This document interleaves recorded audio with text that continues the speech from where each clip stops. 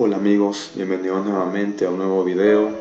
Le doy gracias al Señor por permitirme estar nuevamente reunido con ustedes el día de hoy, y le agradezco a Él por su infinita misericordia, porque Él es el que nos permite estar con vida el día de hoy. Sobre todo eso, la salud, que es algo bien importante y que el Señor nos permite tener para poder realizar funciones tanto en nuestros hogares como en nuestros centros de trabajo. Nos permite estudiar a muchos de nosotros y hacer cierto tipo de actividades en nuestra vida cotidiana. Sin salud nosotros no pudiéramos realizar muchas funciones y muchas acciones diariamente.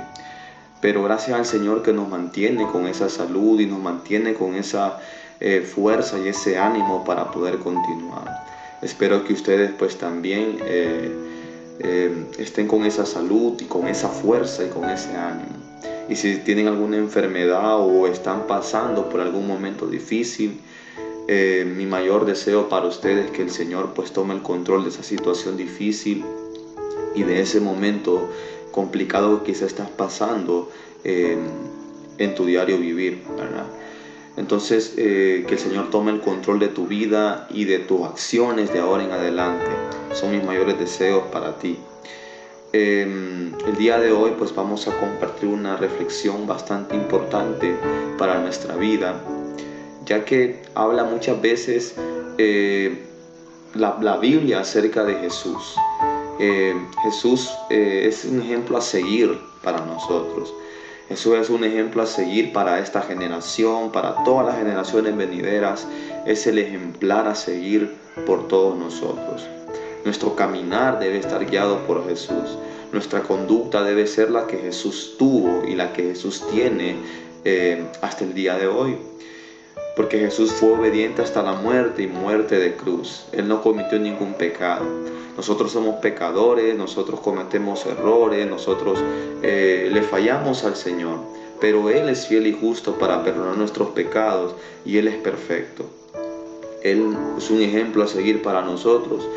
Y créanme que hoy pues más que todo Él ha tenido misericordia de nosotros, de nuestras faltas y de nuestras iniquidades, y que por eso el día de hoy estamos acá reunidos, ¿verdad? Entonces es por Él que estamos acá y Él ha sido perfecto. Y una de las características de Jesús, de nuestro Dios, de nuestro Padre Celestial, es que Él llega en tiempo y forma. Cuando de repente en cierta ocasión a ti te piden algún trabajo, de repente en tu universidad o en tu colegio o en tu trabajo, te piden un trabajo, ¿no? Y te piden una asignación en tiempo y forma. Te la piden que la mandes a tal hora, en tal día, y con ciertos lineamientos y ciertas sugerencias. Y cuando tú fallas en una de esos lineamientos, por ejemplo, la mandas tarde, la mandas una hora tarde, la mandas media hora retrasada, eso te quita puntos, o de repente pues puedes recibir algún reclamo de tu jefe o algo por el estilo. Igual si la mandas sin los lineamientos correctos que la asignación tiene, también puedes sufrir algún cierto tipo de calificación mala o un cierto tipo de reclamo, ¿verdad? Por parte de tu supervisor o algo así. Eso es en la vida cotidiana. Pero hay alguien que sí llega en tiempo y forma a nosotros, a nuestras vidas. Él siempre está llegando en el momento oportuno y de la forma correcta, y ese es Jesús. Por eso la reflexión de hoy se llama Jesús siempre llega en tiempo y forma, porque Él lo ha demostrado en su palabra y Él lo ha dicho en su palabra. Lo hemos reflejado diariamente, ¿no? Entonces, para basarnos bíblicamente en esta reflexión, pues vamos a buscar un pasaje bíblico y vamos a buscar el libro de Marcos capítulo 6, versículo 45 al 52. Vamos a leer la palabra honrando al Padre, al Hijo y al Espíritu Santo, que lleva como título Jesús anda sobre el mar. Dice: enseguida hizo a sus discípulos entrar en la barca e ir delante de él a Betsaida en la otra ribera, entre tanto que él despedía a la multitud. Y después que lo hubo despedido, se fue al monte a orar. Y al venir la noche, la barca estaba en medio de la mar y él solo en tierra. Y viéndoles remar con gran fatiga porque el viento les era contrario, cerca de la cuarta vigilia de la noche, vino a ellos andando sobre el mar y quería adelantárseles. Viéndole ellos andar sobre el mar, pensaron que era un fantasma y gritaron, porque todos le veían y se turbaron. Pero enseguida habló con ellos y les dijo, tened ánimo, yo soy, no temáis. Y subió a ellos en la barca y se calmó el viento, y ellos se asombraron en gran manera y se maravillaban, porque aún no habían entendido lo de los panes por cuanto estaban endurecidos sus corazones. Este pasaje del libro de Marcos nos habla acerca de los discípulos. Cuando los discípulos están en la barca y viene una tempestad. Ya me imagino nosotros estar en ese tipo de condición, ¿no? En esa barca con esa tempestad, esa terrible tormenta, ese quizá un huracán que estaba azotando ese momento por el océano, por el mar. Y los discípulos atemorizados, ¿no? Y ahora, ¿cómo vamos a salir de esto? ¿Cómo vamos a salir de esta tempestad? Y el Señor estaba dormido aparentemente, pero Él no estaba dormido en sí, sino que Él estaba cansado, ¿no? Porque Él pues tenía un cuerpo humano, Él es encarnado un hombre, también sentía fatiga y sentía cansancio. Y estaba descansando en ese momento, ¿no? Pero el Señor nunca descansa, ¿no? Él siempre está pendiente de nosotros. Pero en ese momento su cuerpo estaba descansando y al ver a los discípulos atemorizados, Él se despierta, ¿no? Y les ayuda a calmar esa tempestad. Pero les da una exhortación, ¿no? Les da esa exhortación, ¿no? De por qué habían dudado en ese momento. Imagínense si el Señor no hubiera llegado en ese momento a socorrerlos, quizás esa barca se hubiera destruido, se hubieran hundido y hubieran perecido en ese momento. Pero el Señor llegó en ese momento a socorrerlos y a animarlos, ¿no? y a calmar la tempestad, porque Jesús lo que hizo primero fue calmar la tempestad y fue cuando los discípulos se aliviaron. Pero ahí no comprendieron los discípulos que era un acto de fe el que tenían que tener, de que el Señor estaba con ellos en ese momento difícil. Pero a pesar de que ellos dudaban de que se iban a salir de esa tempestad, el Señor fue fiel y justo y llegó en tiempo y forma a socorrerlos a ellos, ¿no? Porque ya estaban desesperados y ya no sabían qué hacer. Entonces el Señor siempre llega a tiempo y forma. Y llega a tiempo y forma a dos cosas. Primeramente a los individuos y en segundo a las naciones. Primero vamos a hablar varios ejemplos bíblicos acerca de que Jesús llega a tiempo a varios personajes. El primero vamos a ver en las pruebas y tribulaciones. Hay ciertos individuos en la Biblia o hay ciertos personajes en la Biblia que pasaron por terribles dificultades y terribles acechanzas, ¿no? Dolores que el ser humano pasa, pruebas y tribulaciones, pero que el Señor los ha socorrido y ha llegado justo a tiempo a esa situación, ¿verdad? La primera, en tiempo y forma, en pruebas y tribulaciones, el primer ejemplo que vamos a poner es cuando llega a salvar a los discípulos que estaban naufragando, que es el ejemplo que vimos en este pasaje de Marcos, ¿no? Cuando los discípulos estaban ahí desesperados, que no sabían qué hacer, no sabían qué rumbo tomar, no sabían qué medidas tomar para poder salir de esa tempestad, el Señor los socorrió y el Señor les ayudó, como leímos ahorita. Calmó la tempestad y lo hizo en tiempo y forma, porque quizás si hubiera pasado más tiempo la barca se hubiera hundido y los discípulos se hubieran ahogado. Y lo hizo en forma porque calmó la tempestad. No socorrió a los individuos con la misma tempestad, sino que la quitó para demostrarle a sus discípulos que Él era capaz de hacerlo. Entonces, ese es un pasaje bíblico que nos habla acerca de las pruebas y tribulaciones, de cómo Jesús socorrió a estos personajes, ¿no? De ese momento difícil. Pero también miramos otro pasaje bíblico, ¿no? Este no lo vamos a leer, pero sí quiero enfatizarlo y quiero mencionarlo, que se encuentra en Juan capítulo 5 del 1 al 13 y habla acerca del paralítico de Betsaida, cómo este paralítico no podía ser sano porque otro siempre le ganaba en entrar a un estanque.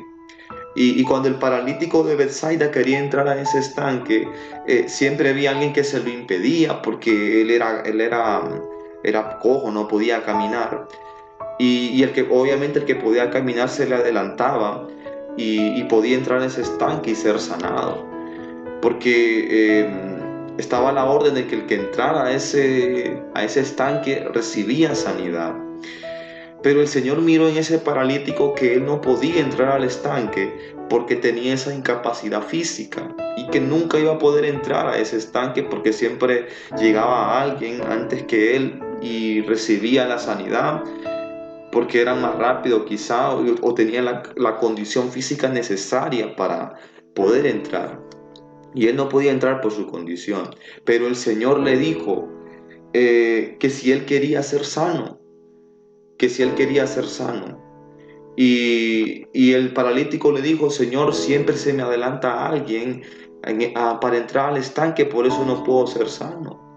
Pero el Señor le preguntó: ¿quieres ser sano? ¿Y quieres ser libre? Entonces el paralítico le dijo que sí quería. Entonces el Señor sanó a ese paralítico y le dio la condición necesaria para poder caminar. Entonces, y pudo caminar de nuevo, porque el Señor llegó a sanarle de esa parálisis y pudo caminar. Pero el Señor no le dijo: entra al estanque, no, porque el Señor lo sanó con su poder. No era necesario que él entrara al estanque, porque el poder no estaba en el estanque, el poder estaba en Jesucristo. Entonces, el resumen aquí es que Jesús llegó justo a tiempo a sanar a este paralítico de Betsaida, porque él con su propia fuerza no podía ser sano de su condición. Siempre se le adelantaba a alguien y no podría entrar a ese estanque, ¿no? Y otro ejemplo de esto lo tenemos en el libro de Lucas, capítulo 7, versículo 11 al 17, cuando está la viuda de Naín, ¿verdad? La viuda de Naín dice que cuando la madre desconsolada pensó que había perdido para siempre a su único hijo y lo llevaba a enterrar entre lágrimas y mucho dolor, Jesús llegó a tiempo para devolverle la vida a su hijo y entregárselo nuevamente a ella. Esta mujer, esta viuda, ya estaba desconsolada porque su hijo ya prácticamente había muerto, ¿no? Y estaba triste, desconsolada, destrozada, quizá en ese momento.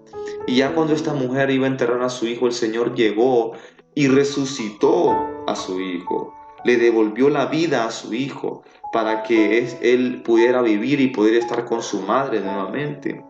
Entonces aquí podemos ver varios ejemplos, además de estos, podemos buscar otros ejemplos bíblicamente acerca de que Jesús llega en tiempo y forma a individuos. Está el caso de Job, como el Señor llegó en tiempo y forma a socorrerlo. Está el caso de Daniel, está el caso de Jonás, en fin, muchos personajes bíblicos que podemos encontrar en nuestras sagradas escrituras, donde Jesús siempre llegó en tiempo y forma, ¿no? Y en el momento adecuado y en el tiempo adecuado en cada situación. Entonces, ese es el primer inciso. Jesús llega en tiempo y forma a los individuos en pruebas y en tribulaciones. Y también Jesús siempre llega en tiempo y forma a las naciones, que son también varios ejemplos que vamos a mencionar ahorita. Que Jesús siempre llega en tiempo y forma para las naciones. Y dice que Jesús siempre llegó en tiempo y forma, por ejemplo, para Israel. Para Israel Jesús siempre llegó en tiempo y forma.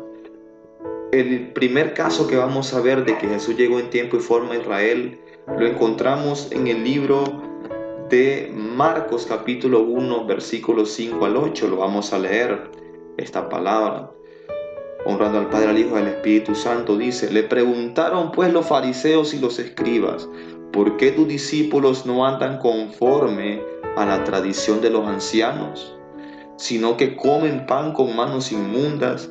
Respondiendo él les dijo: hipócritas, bien profetizó de vosotros Isaías, como está escrito: este pueblo de labios me honra, mas su corazón está lejos de mí, pues en vano me honran, enseñando como doctrinas mandamientos de hombres, porque dejando el mandamiento de Dios, os aferráis a la tradición de los hombres, los lavamientos de los jarros y de los vasos de beber, y hacéis otras muchas cosas semejantes. Entonces aquí habla acerca de los fariseos, ¿no? Cómo los fariseos le preguntaron a Jesús: ¿por qué tus discípulos no andan conforme a la tradición de los ancianos, sino que comen pan con manos sucias? Y el Señor les dijo con esas palabras fuertes, ¿no? Hipócritas. Este pueblo de labios me honra, mas su corazón, dice, está lejos de mí. Entonces Jesús llegó en tiempo y forma a Israel. ¿En qué sentido? Según este pasaje, cuando la tradición había suplantado la palabra de Dios. Los fariseos estaban más apegados a la tradición de los ancianos que a la misma palabra del Señor. Y el pueblo de Israel estaba sufriendo este tipo de condena, ¿no? Por parte de los fariseos, ¿no? Que no creían en sí en la palabra de Dios, sino que en las tradiciones, ¿no?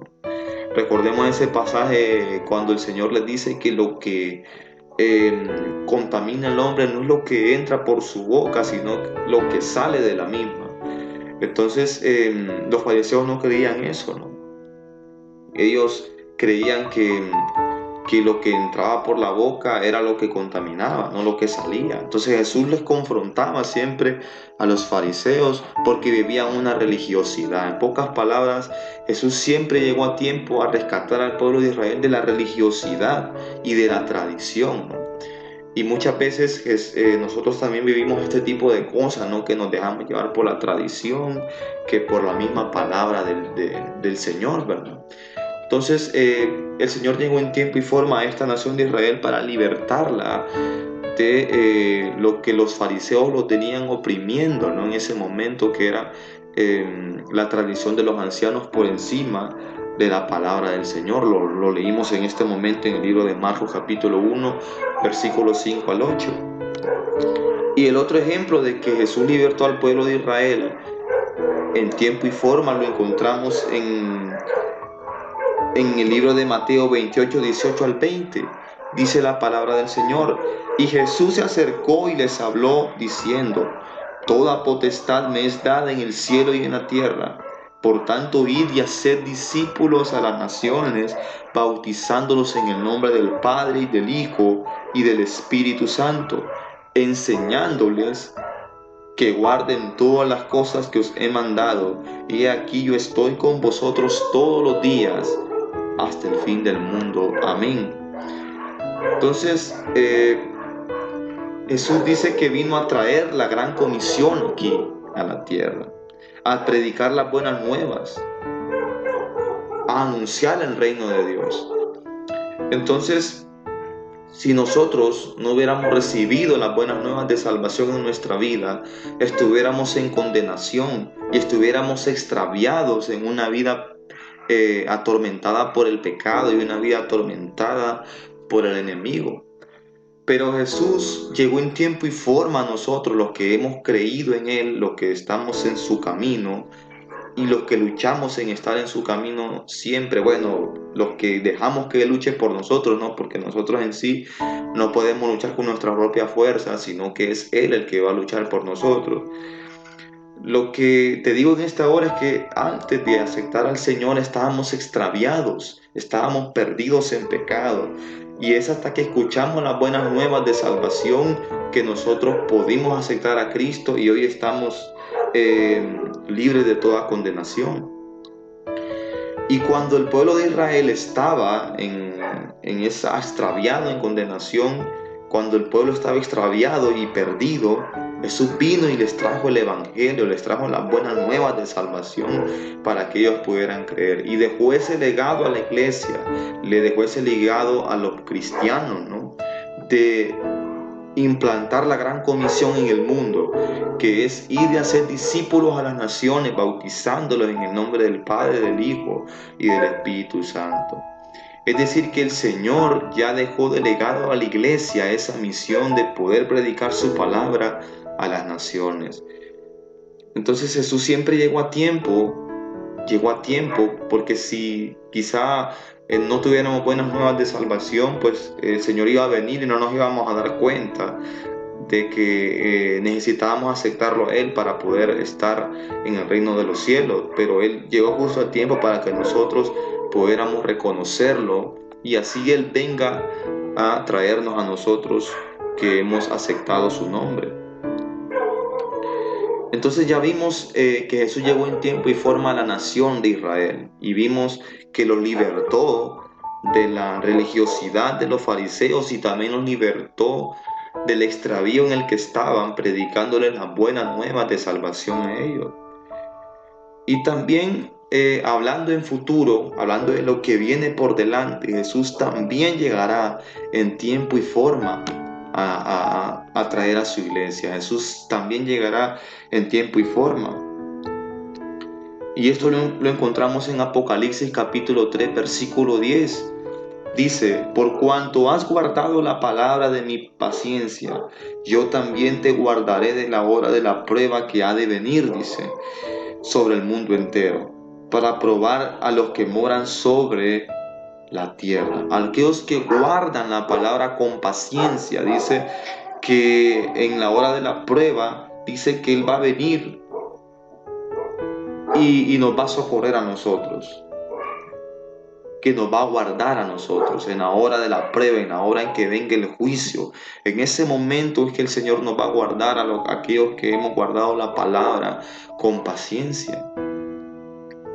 Entonces Él vendrá justo a tiempo a nuestra vida cuando estemos en el juicio, cuando venga la hora final. Él va a venir en tiempo y forma a traer a su iglesia, aquellos que han creído en su nombre y que lo han aceptado a Él.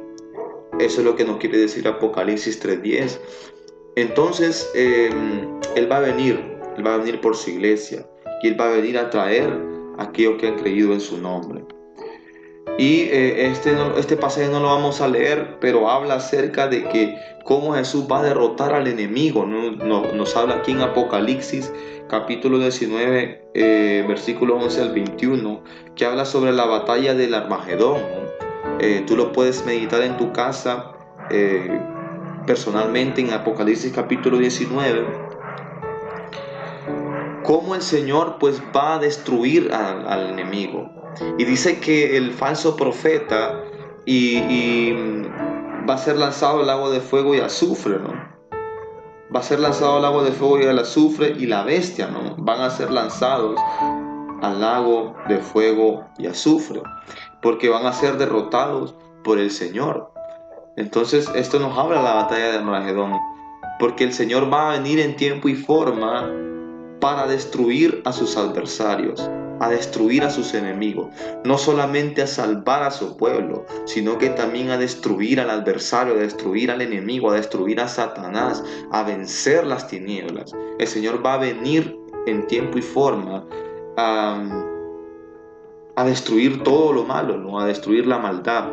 Entonces, antes de que el pueblo de Israel sea destruido, el Señor va a destruir toda maldad que esté acechando a su pueblo, ¿no? Entonces Jesús va a venir, no sé cuándo, puede ser hoy, puede ser mañana, puede ser pasado mañana, el día de la hora nadie lo sabe, solo el Señor sabe en qué momento va a venir. Lo que sí sé es que en algún momento Él llegará y va a venir por dos cosas. Uno, a llevar a su iglesia, aquellos que han creído fielmente en sus estatutos y lineamientos y lo han aceptado a Él como su Señor y Salvador, ¿verdad? Va a venir por su iglesia. Y en segundo lugar va a venir a vencer las tinieblas, a vencer el gobierno que ha estado implantado en esta tierra, el gobierno satánico, el gobierno de maldad que ha sido implantado en esta tierra, de los cuales ya estamos viendo señales hoy en día, ¿no? Estamos viendo señales ya de que se está implantando un gobierno mundial, un monopolio mundial, ¿verdad? Y se estén implantando técnicas para que haya un solo gobierno, que haya un nuevo orden mundial en la tierra. Entonces el Señor va a venir y va a destruir ese imperio y lógicamente va a llevar a su pueblo, aquellos que han reconocido su nombre como Señor y Salvador. Entonces lo que vimos hoy es que Jesús llegó en el momento oportuno y en la forma oportuna a varios individuos en la Biblia. Y ha llegado en tiempo y forma a varios individuos en la Biblia, como lo vimos con los discípulos, como vimos con el paralítico de Bethsaida, la viuda de Naín. Así hay otros pasajes bíblicos que hablan de que Jesús siempre ha llegado en tiempo y forma. También llegó en tiempo y forma a Israel, ¿verdad? Socorriéndolos de lo que es la tempestad de los fariseos, ¿no? Como ellos estaban imponiendo tradiciones que estaban por encima de la palabra del Señor. Y también el Señor libertó al pueblo de Israel, ¿no? De ser extraviado, ¿no? Por condenación, predicándole las buenas nuevas de salvación. Y también vimos cómo el Señor llegará en tiempo y forma también a traer a su iglesia y a destruir al enemigo. Entonces la conclusión de todo esto es que Él llegará y tenemos que tener la certeza de que Él va a venir por nosotros y que Él va a venir a traer a su pueblo, a aquellos que hemos creído en su nombre. Y va a venir también a destruir al enemigo porque Él lo ha demostrado. Él ha demostrado que es un Dios fiel, que es un Dios perfecto, que llega en el momento oportuno, que llega en el momento adecuado, a pesar de las pruebas y dificultades que estemos pasando. Solo la conclusión lo encontramos en el libro de Segunda de Pedro, capítulo 3, versículo 9, ¿no? Ahí encontramos también cómo el Señor exhortó a los cristianos, ¿no? Que crean en Dios, y lo que dice su palabra lo encontramos ahí en el libro de Segunda de Pedro, capítulo 3, versículo 9. Cómo el Señor exhorta, ¿no? A los cristianos de que confiemos en Él, de que su venida está cerca. Aquí lo tenemos, ¿no? El Señor dice: no retarda su promesa, según algunos la tienen por tardanza, sino que es paciente para con nosotros, no queriendo que ninguno perezca, sino que todos procedan al arrepentimiento. Entonces el Señor siempre no retarda su promesa. Él llega en el momento oportuno, Él es paciente con nosotros. No es que se está tardando, sino que Él tiene paciencia y quiere que todos procedamos al arrepentimiento. Lo dice claramente aquí en el libro de Segunda de Pedro 3:9. No es que el Señor se está tardando en llegar, sino que el Señor es paciente con nosotros y está queriendo que nosotros procedamos al verdadero arrepentimiento. Eso es lo que el Señor quiere de nosotros, que procedamos al verdadero arrepentimiento. Pero no es que el Señor se haya olvidado de venir o va a venir tarde, ¿no? Porque Él lo ha demostrado, que siempre llega justo a tiempo y siempre llega en la forma correcta.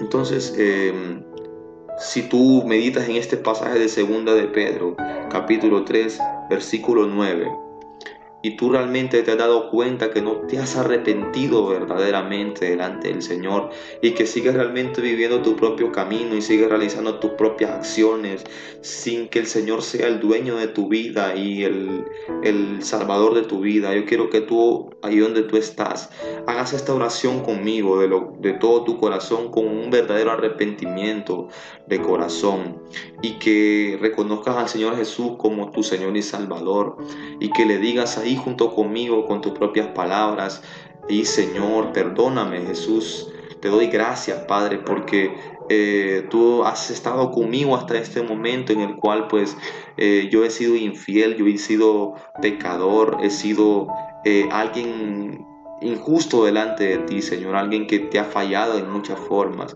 y yo sé que he vivido mi propia vida, sé que he hecho lo que yo he querido en mi diario vivir, Señor, pero hoy yo te reconozco, Señor, como mi Señor y Salvador personal, porque sé que la vida que llevo lo único que va a traer para mí es condenación y destrucción, y sé que el vivir una vida apegada a ti y cerca de ti va a traer conmigo, Señor, la salvación y la vida eterna. Hoy te reconozco, Señor, en mi vida Y de ahora en adelante, Señor, espero vivir conforme a tu santa voluntad, porque sé que tú llegarás justo a tiempo a traer a aquel que ha creído en ti y a destruir toda aquella maldad que esté sobre la tierra, a destruir todo aquel imperio que este mundo ha depositado, Señor. Te reconozco en mi vida como mi Señor y Salvador. Inscribe mi nombre en el libro de la vida, Señor, y que pueda vivir para ti de ahora en adelante. Te entrego mi vida, mi corazón, mi ser, todo lo que tengo, Señor, en el nombre de Jesús. Amén y amén. Mi mayor consejo para ti es que tú sigas buscando al Señor en tu hogar, en tu casa, que te acerques al Señor en oración. Él te va a escuchar, Él va a estar contigo siempre. Él no desampara a aquel que le busca, con tal de que lo hagas de corazón, con esa humildad delante de Él. Él siempre te va a escuchar y te va a recibir con los brazos abiertos. Y que tú también busques una iglesia donde congregarte, ¿no? Quizá es la iglesia donde siempre te han invitado y tú no has ido, o quizá es la iglesia donde el Señor ponga en tu corazón, ¿no? O la iglesia que te quede cerca de tu casa. Si es una iglesia que profesa al Señor Jesús y que predica su palabra y que predica a Él como Señor y Salvador, pues es la iglesia adecuada para ti. Entonces, mi mayor ánimo son esos dos consejos para ti.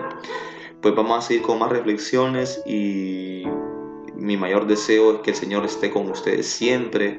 Los animo a seguir adelante con fuerza, con ánimo, sabiendo que el Señor va delante de nosotros peleando esta batalla diaria en esta tierra. Y que el Señor tome el control de sus vidas de ahora en adelante y que puedan lograr lo que el Señor ha estipulado en sus vidas, lograr aquello que han anhelado si es de parte del Señor. Dios les bendiga a todos y que la paz del Señor sea con cada uno de nosotros. Amén.